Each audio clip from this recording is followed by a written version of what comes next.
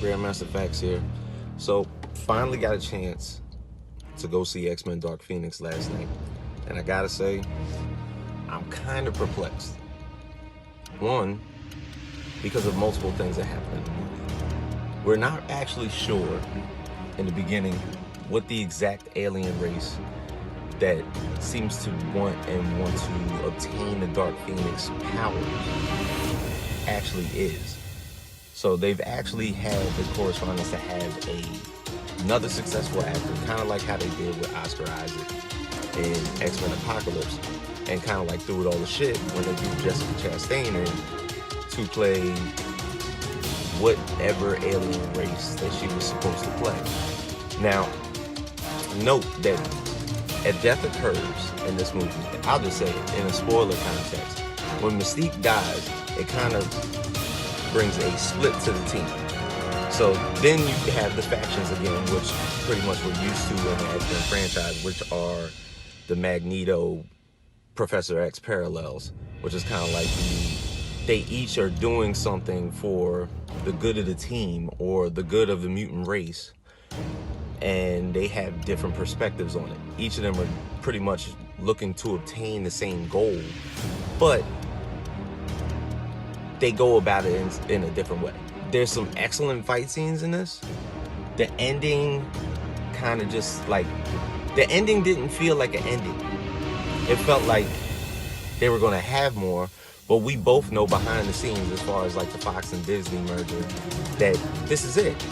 So it felt like there was going to be a continuance of how this was going to carry on.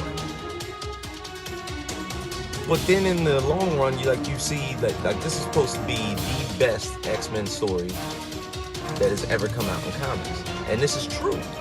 This is true.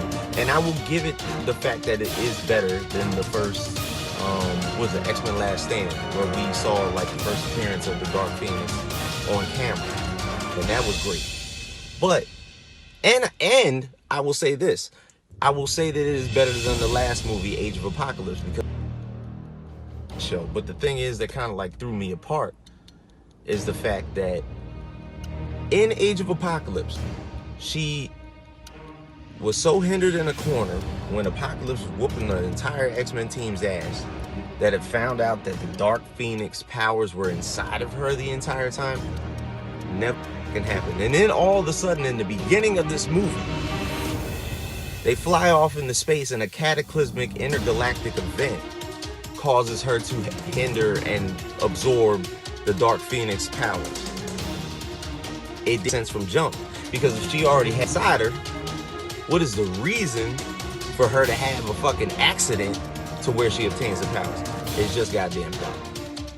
Okay, so the whole movie didn't have to happen, and she just so happens to have the powers inside of her anyway. So, but I'll give this, like, the movie's okay. It's not as disastrous as I thought it was going to be, and I realize at this point right now it's the worst reviewed X-Men movie that there is, but it's entertaining. I'll give it that.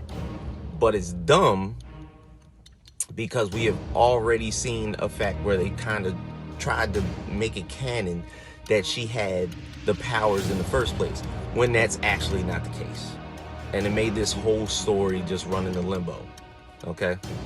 And the whole reason why we're getting this to resurface is because, according to the writers, after Days of Futures Past, it kind of absorbed the timeline where everything had to get shifted again. So the Dark Phoenix was never even brought forth in the Last Stand, and this whole thing had to get put forth again.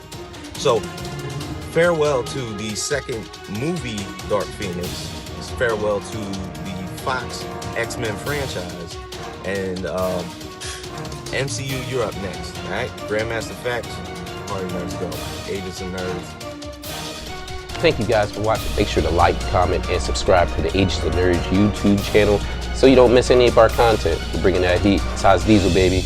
Peace out.